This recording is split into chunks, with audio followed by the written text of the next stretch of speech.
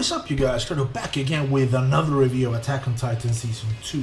Now, this will be the third review I do, and let's just get into it. We start off by Connie's village. You remember what happened there? They arrived and everything was destroyed, and there was this Titan lying on his back, basically immobilized with little limbs, looked fucking creepy as hell. So yeah, basically no Titans to be found when they arrived. No survivors either, which is kind of weird. At least when I was thinking about it after I did the review, I thought, well, no survivors? Maybe they took off? That's what I'm thinking anyway. Maybe they got away, but probably. So it's some creepy shit, you know. He's not fully developed, this Titan. He's just lying there. Anyway, that's what happens. They discuss how it's possible that there are no bodies and no blood to be seen. It's weird. There's no signs of struggle.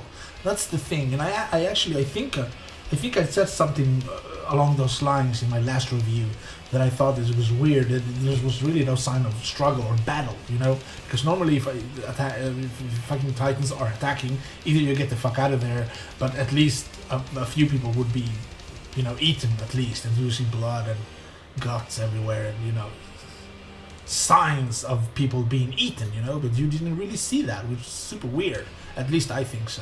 Anyway, I think they came to the conclusion that the people must have gotten away, as I thought. But one thing that was kind of weird, that I thought about, and somebody else in the episode mentioned, is that didn't mention, but did think about it, is the fact that all the horses are still there in their stables. Everybody got away, but with no horses. I mean, there's no chance for them to get away from Titans if they took off on foot. I think that the chances are pretty slim that they made it. So I'm thinking maybe they took off and in the night or whatever. I don't know. It's super weird. It's very confusing.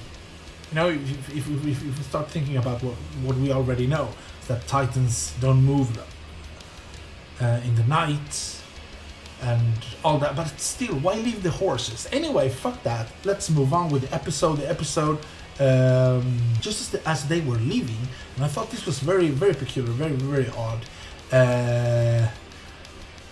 Just as they were leaving, the Titan spoke. One of the Titans, the only Titan, the one with the limbs, with the little crippled one with the big head that was lying in Connie's house, spoke and said welcome home to him. I'm sure of it. And he reacts and asks Rainer if he heard the Titan. And Connie somehow, it's said in the episode that he kind of heard his mother's voice when the Titan spoke to him, which was kind of creepy. But Rainer just responds quickly that the mission is the most important thing, without really answering him whether he heard the Titan or not, which I think he did, to be honest, because he looked super freaked out when that happened. And that leads me to believe that perhaps the Titans are how would you say it? That the Titan in that house came from that house, if you know what I mean. That people turned Titan basically, but this Titan that was laying on Connie's house maybe didn't evolve fully or something like that. I don't know. It's a weird thought that I got anyway. What if that was the case?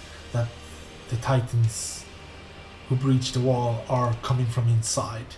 You know, that's what I thought when I was watching the episode. Anyway, the episode is called Southwestward. Apparently, 7 hours after the Titan spotting, they start to search for the breach in the wall. Ymir and Krista are talking about their past, and it seems that Ymir is looking out for Krista. Those two characters haven't been involved in the story all that much, to be honest. And then they jump to 9 hours after the first Titan spotting, and we see some soldier being chased by a Titan who is defeated by a defense line.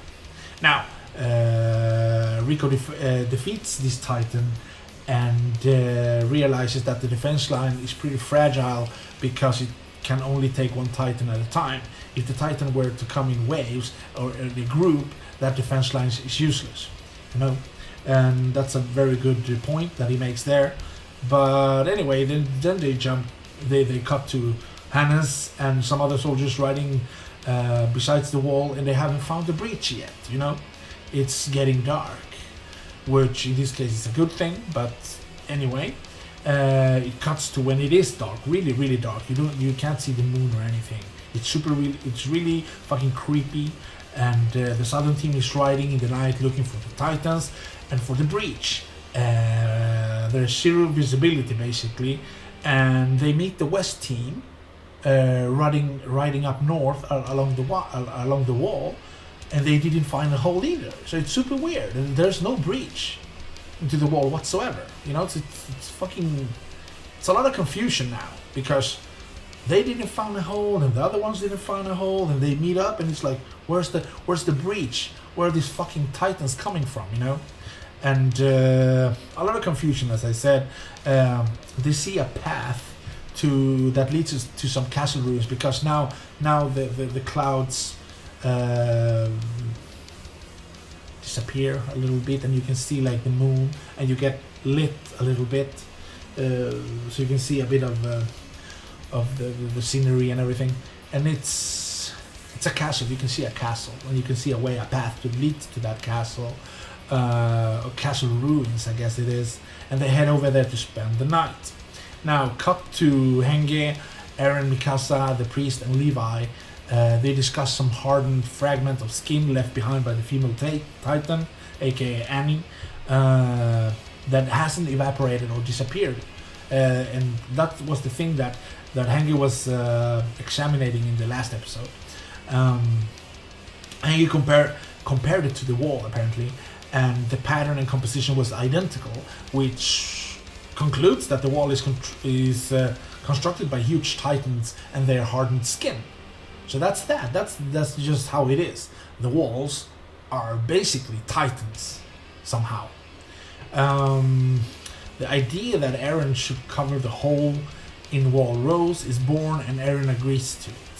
Basically, just to make a long story short, Eren turns into a Titan.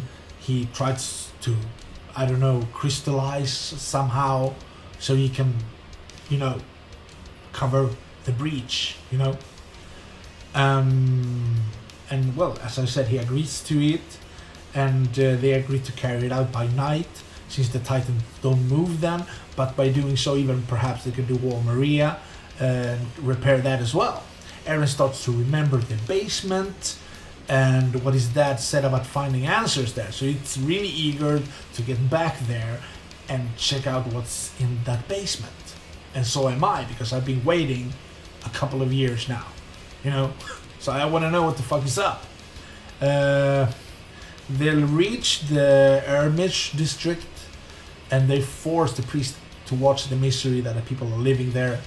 Levi is basically forcing him to watch and tells him about the horrors that these people have endured. And the priest is clearly very, how would you say, he's really taking it in this time. So it becomes more evident that he's affected by it, which is a good thing. The priest still doesn't let them know what he knows, but he gives them a name that they were instructed to monitor. A name. The person joined the scout regiment this year, and her name is Krista. So basically, Krista is someone to watch out for. Perhaps she's another female Titan. I don't know what the priests know, but it's really strange because Krista is this little blonde, very quiet, wasn't one of the higher ranking students or anything. She's always around Ymir, I think Ymir, or I don't know how you say her name. It's spelled super weird anyway. So that's pretty weird, that she's somebody to look out for. Anyway, that's what the priest said. The other guys, Mikasa and Eren and Armin, recognize who she is, and they're basically taking off just to see what's up with that,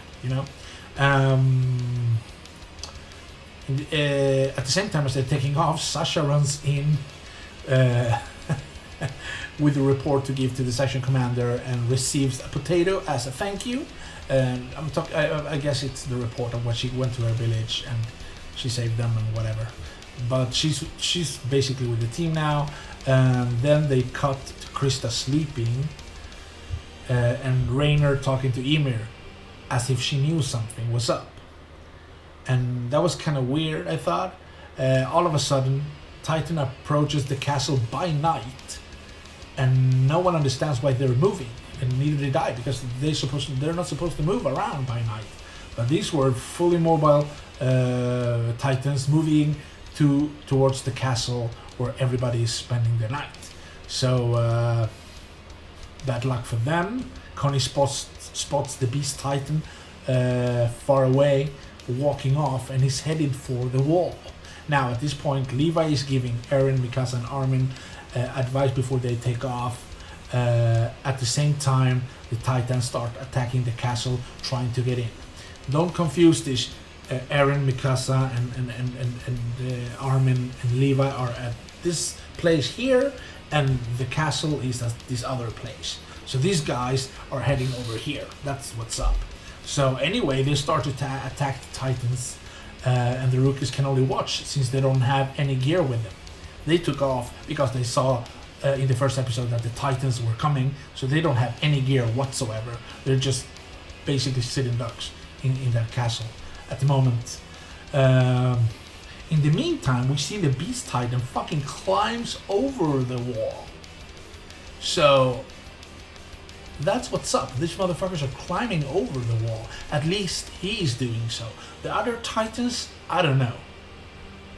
Maybe they are born within the wall. Or maybe the Beast Titan are fucking tossing them over the wall. I have no idea. But this motherfucker climbed over the wall and jumped the fuck off.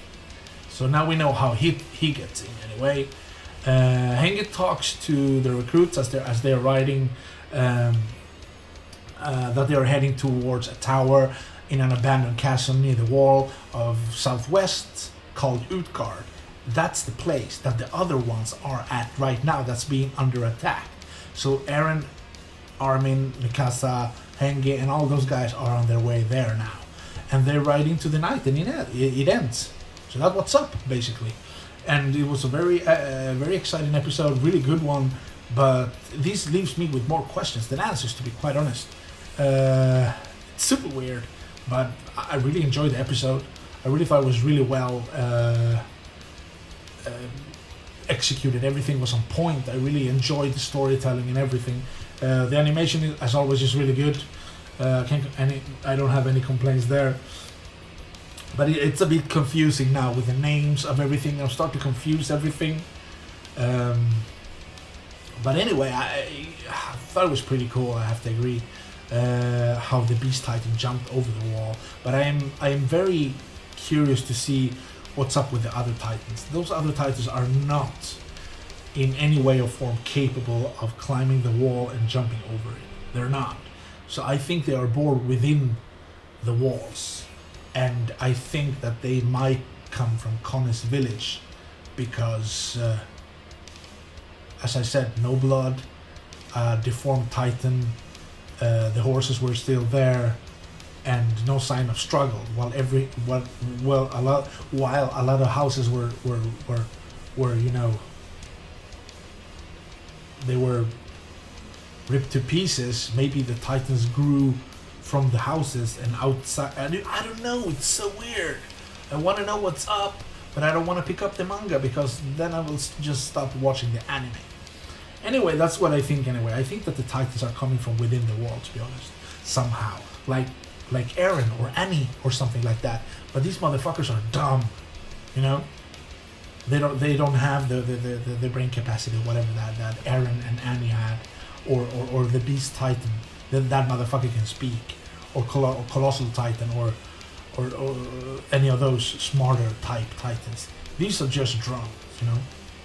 So, anyways, it's just pretty cool. Very good episode. I'm really looking forward to the next one. And yeah, guys, hopefully I'll see you guys in the next video.